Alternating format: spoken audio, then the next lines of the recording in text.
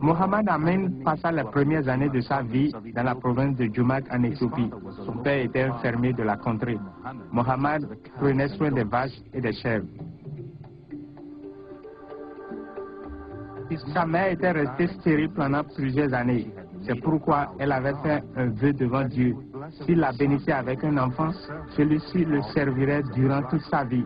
Lorsque Mohamed naquit, ses parents décidèrent qu'il ne fréquenterait pas l'école normale, mais plutôt qu'il irait étudier le Coran pour devenir imam. Adolescent, il obtint une bourse d'études pour l'Arabie Saoudite, où il apprit l'arabe et entreprit des études coraniques. En parlant de son séjour en Arabie Saoudite, il raconte: J'ai prié avec ferveur.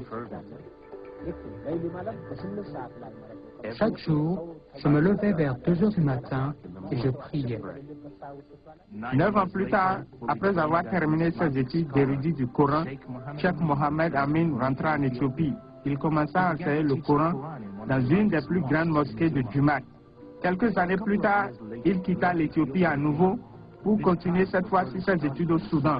Cependant, à peine une année s'était-elle écoulée que le voici de retour en Éthiopie. Mystérieusement, sa santé avait commencé à se dégrader très rapidement.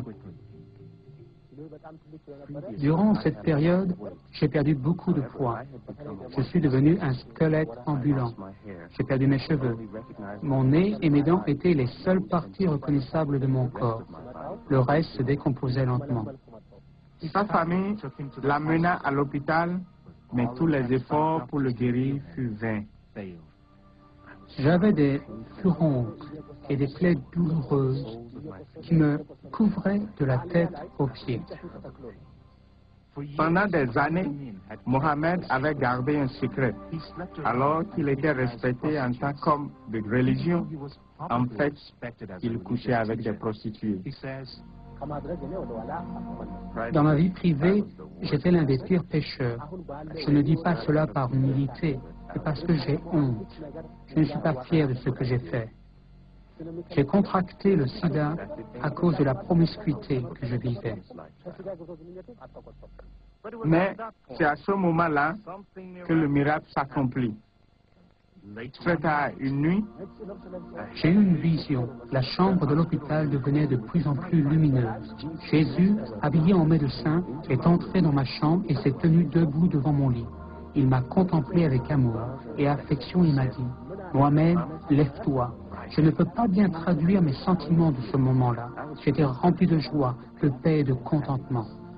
C'est à cet instant-là que Mohamed crut en sa guérison.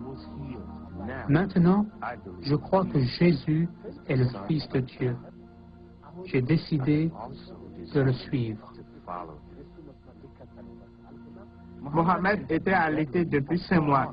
Il certifie qu'à peine une semaine après que Jésus lui est apparu, il commença à marcher